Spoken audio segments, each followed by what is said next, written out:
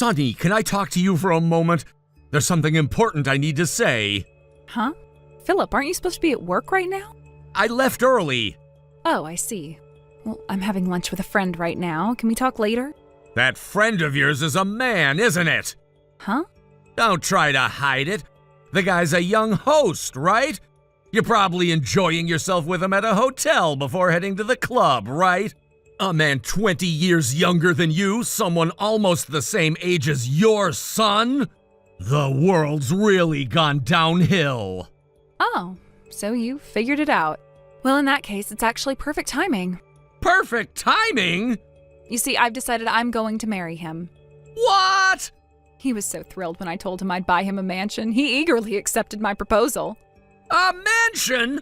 Where on earth are you getting that kind of money? Oh my. My father, who holds a board position at a company, can easily make it happen, even for another woman. It's no problem for him. Again with your father. When you're a woman as glamorous as we, age doesn't matter anymore. That's not your money, though. My father's money will become mine since I'm his only daughter. So it's basically the same thing. Which means I don't need you anymore, some ordinary, underpaid office worker. I'll divorce you. Is that so? Then come back home for a discussion about the divorce. No way. From today, I'm going to live with him. Hey, wait a minute. I'll send the divorce papers later. Just sign them however you want. You know it's not that simple, right? If it's about the alimony and child support, don't worry. I'll have my father talk to you and take care of it. Once you figure out the amount you want, just let me know. Goodbye for now.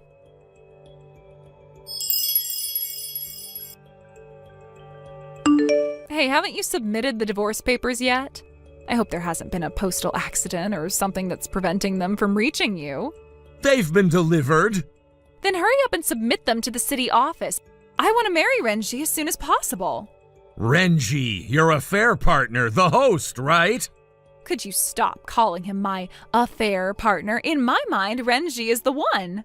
You've essentially become the affair partner now. Oh wait, no, you didn't even make it that far. You're just a poor, middle-aged man who couldn't even be a proper affair partner. I don't understand how you can say such things to someone you've been with for 20 years. It doesn't matter if you understand or not. The truth is, I always wanted to marry someone as rich as my father, or even wealthier. But for some reason, I ended up being forced into an arranged marriage with an ordinary office worker like you.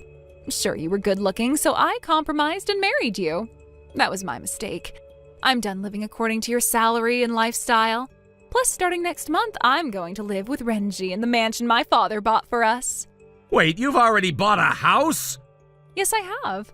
When I told my father, he gave me $500,000 and bought a mansion for us, paying in full all at once. So please hurry up and submit those divorce papers. I'm in a rush, all right?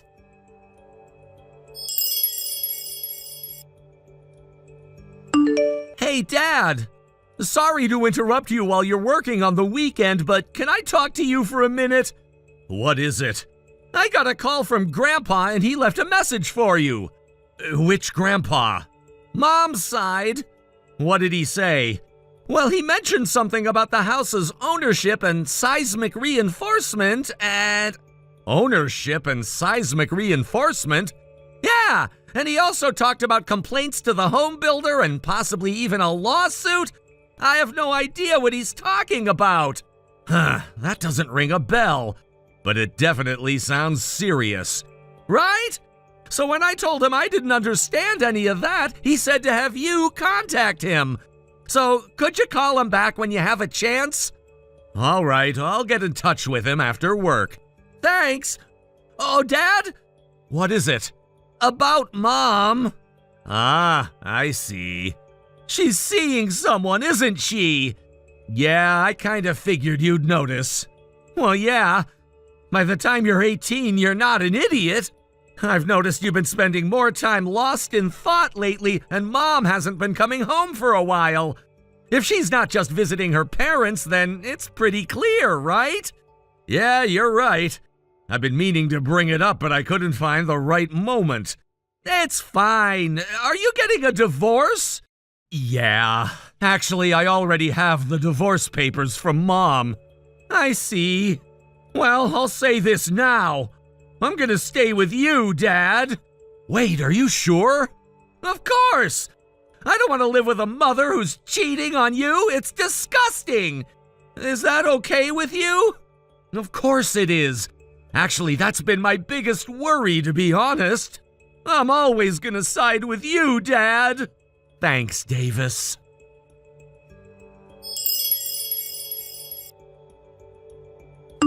Hey, Philip. Did you submit the divorce papers yet? I want to get married to Renji as soon as possible. When we move into that mansion my father bought for us, Renji's going to carry me over the threshold. I've dreamed of that moment for so long, and I want to make it happen as a newlywed couple after we've officially registered our marriage. What on earth are you talking about? You're an adult. Stop acting like a teenager in some fairy tale. It's not like I'm asking for something unreasonable. It's the first step of our new life together, a special moment, and I want it to be just right, with us moving in as a married couple, starting this new chapter as husband and wife. You're acting like a child. The mansion is supposed to be ready next month, right? Yes, that's right. So please, can you hurry up and submit the papers? Do you not know that after a divorce, women can't remarry for 100 days? Wait, what? Yes, there's a rule for that. Strictly speaking, it doesn't apply to all cases, but based on what I know, you're likely in a situation where it will. I'm just saying you should probably look it up. I'm planning to submit the divorce papers next week. Are you serious? Well, I guess if that means I'll officially be free again, fine, I'll accept it. But listen, you need to hurry. I have my plans, and I'm not waiting around forever. Oh, and by the way, the house you've been living in, consider it yours. But remember, it's actually under your father's name, right? Now that we're divorcing, you're going to have to change the title. Good luck paying off that $100,000 mortgage, though. It's on you now. You'll figure it out, I'm sure. Huh? The house has always been under my name. What? Your father helped out with some of the down payment, but he didn't have ownership of the house. It's been mine all along. Wait, seriously? And as for the mortgage, don't worry about it. I paid off the remaining balance in full already. Thanks for the help, though. What? You paid it off in full? But how could you afford that? Your annual income is just $70,000. Where did you get $100,000 from? Your father helped me out with that. Wait, what? My father? Yes, he gave me the money as part of the alimony. Alimony? Wait, what do you mean alimony? I didn't know anything about that. So that's why you paid it all off in full? Yes, and actually I'm going to be receiving money from him for the alimony itself, too. But wait, why is my father's name coming up all of a sudden? Why does he have anything to do with this? I guess you didn't know about this yet. Here's the thing. About that mansion you were so excited to move into with your beloved Renji, you might want to rethink that. Your father actually made it clear to me that you're not allowed to live there. No way! You told me that I could move in there. Why am I being told this now? Well, let's put it this way. You've deceived your father into giving you $500,000 for that mansion. And once the truth came out, it was inevitable that things would turn out this way. Deceive him? That's not what happened. You're twisting the story. Well, didn't you tell him that the house you are living in now was defective? And that you were too scared to stay in it, so you needed a new one? Didn't you say that? Wait, how do you know that? That's not something I told anyone. Your father called me the other day. How could you even know what was said? Apparently, when he purchased the mansion, he did it under his name, but now with all of this chaos, he wants to know if it should be transferred into my name. He wants to make sure everything is taken care of properly now that you've been caught in this lie. What? And if the house you were living in was really defective, that could lead to a legal case against the builder. Your father also wants to prepare for a lawsuit to ensure he's protected. Wait, a lawsuit? You're talking about suing someone? But that's not true, right? Well, it's not true, but I had to explain everything to your father, including your affair. Naturally, he's furious right now. No. So what about the alimony and the child support? He told me you'll be paying those out of your own pocket. Wait, what? I'm supposed to pay that? And about the remaining $100,000 on the house, your father covered it, but now he's making it clear you'll have to pay him back. Good luck with that. Wait, are you telling me I have to start working now? I didn't hear anything specific about that, but it sounds like that's what's gonna happen. Hold on a second. I am the daughter of a wealthy family, you know. I've never had to work a day in my life. And now you're saying I have to get a job? But what kind of nonsense is this? What are you complaining about? You're not even 40 yet. People your age are still working hard, both men and women. This isn't some retirement age situation. You should be able to manage. I don't know anything about that. Well, you'll have to figure it out. It's not up to me. Wait, what do you mean? Your father said, from now on, Sonny's future will be entirely managed by me.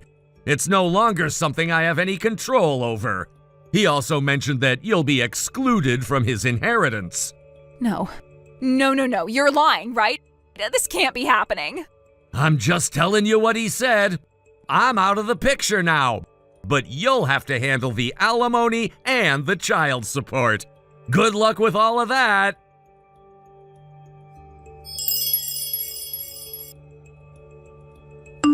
My ex-father-in-law, who was always incredibly lenient with his only daughter, Sonny, finally reached his breaking point when it came to her latest actions. Up until this point, he had indulged her every whim, even when she showed signs of being spoiled and reckless. But this time, her affair with the host had gone too far.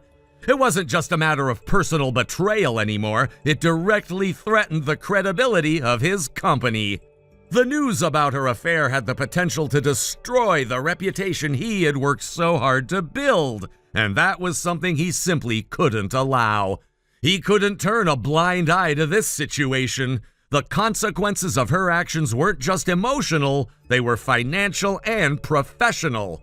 His anger was something I had never seen before. He wasn't just upset with Sonny for her betrayal, but also with himself. He realized that by enabling her behavior for so long, he had contributed to this mess. He had allowed her to believe that she could get away with anything simply because she was his daughter. But now, faced with the reality of the situation, he understood that his previous leniency had been a mistake, and he vowed not to make the same error again. In an attempt to teach Sonny a lesson, he decided to take drastic measures. He took her out of the comfortable environment she had grown accustomed to, an environment where her beauty and charm had allowed her to manipulate people into giving her what she wanted, and placed her into a completely foreign and challenging situation. According to what I've heard, he put her into a job where she was surrounded by women and forced to navigate an unfamiliar workplace where she couldn't rely on her usual tricks to get by. It wasn't an ideal situation for someone like her who had always been used to getting her way by playing the part of the innocent and alluring woman. But this time, that tactic wouldn't work. She would have to face reality and learn to fend for herself. Unfortunately, the host she had been seeing didn't stick around to face the consequences of his actions. As soon as the alimony payments were made, he quit his job at the club and disappeared, heading back to his rural hometown. It seemed like he had no intention of sticking around to deal with the fallout of his involvement with Sonny. He wasn't interested in taking responsibility for his part in the mess that had been created. He was gone as quickly as he had appeared in her life. For Sonny, this meant that her financial and emotional support system crumbled almost overnight. With the host gone and no one left to rely on, Sonny found herself in a much more precarious situation. She didn't have the luxury of depending on her father's wealth or support anymore. She had to figure out how to support herself, something she had never really had to do before. For someone who had always been used to living off the kindness of others, or in this case, the generosity of men, the sudden reality check was a difficult one to process. She had no choice but to go out and find work, even if it meant taking a job that was beneath her usual standards. The job she ended up with wasn't glamorous. In fact, it was far from it. But it was a job, and she had no choice but to take it. As she tried to adapt to her new reality, Sunny began to struggle. The working conditions weren't ideal, and the relationships with her colleagues were strained. From what I understand, she was constantly at odds with the other women in her workplace. It seems that Sunny had a way of rubbing people the wrong way, particularly when she was unable to rely on her usual charm or manipulation tactics. Without the ability to use her beauty and allure to control the situation, she quickly became isolated. She was now forced to interact with people who weren't interested in catering to her every whim, and she didn't know how to handle it. For the first time in her life, she had to deal with the consequences of her actions, and it wasn't going well. Each day seemed to bring more stress, more tension, and more frustration. She wasn't used to being in this position, and it showed. Her new coworkers weren't sympathetic to her plight. They didn't care about her past or the way she had lived her life up until that point. They only cared about the job at hand. And for someone who had always been the center of attention, it was a hard pill to swallow.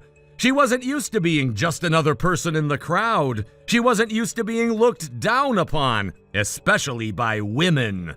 Over time, she began to grow more and more bitter. Her once beautiful face, which had been a source of pride, now looked worn and tired from the constant stress and emotional turmoil. She became consumed by her frustrations, and it wasn't long before her coworkers started to distance themselves from her. The isolation that had already started to take hold deepened, and she was left alone with her thoughts. She tried to put on a brave face, but it was clear to everyone that she was struggling. During this period, I received several phone calls from her, although I never answered them. She called the house phone a few times, probably hoping for some sort of emotional support or understanding. But by this point, I had made up my mind. I wasn't interested in offering her any help, not after everything that had happened. I had been patient with her for far too long, and I had allowed her to manipulate me in the past. But not anymore. I wasn't gonna be her safety net anymore. I wasn't gonna bail her out of the mess she had created for herself. One day, when I happened to be at the house, I overheard my son answering the phone. I wasn't sure who it was at first, but I soon realized that it was Sunny. I heard him shout into the receiver, "Shut up, you're so shameless," before he slammed the phone down and hung up on her. The call seemed to have been one too many, and it was clear that my son had reached his limit as well. He had been just as hurt by her actions as I had, and now he had no patience for her. After that call, the phone never rang again. It seemed that Sunny had finally understood that no one was willing to help her anymore. She was on her own. Now, from what I've heard, Sunny is living a much harder life than she ever imagined. The comfort and luxury she had once taken for granted are long gone. The money and the men who had once been at her disposal are nowhere to be found. She's struggling, trying to make ends meet, working tirelessly at a job she never thought she'd have to take, and trying to rebuild her life in the aftermath of her reckless decisions. I don't know if she regrets her choices. Perhaps she does, or perhaps she's too proud to admit it. But one thing is clear, her life has changed in ways she never anticipated. The consequences of her actions are more far-reaching than she ever realized, and now she has to face them alone. Thank you for watching and listening. We hope you enjoyed the video. Don't forget to like this video and subscribe. Also, feel free to leave a comment about what you thought of the story. We look forward to seeing you at the next story. Thank you for watching. Please subscribe and hit the like button. See you next time.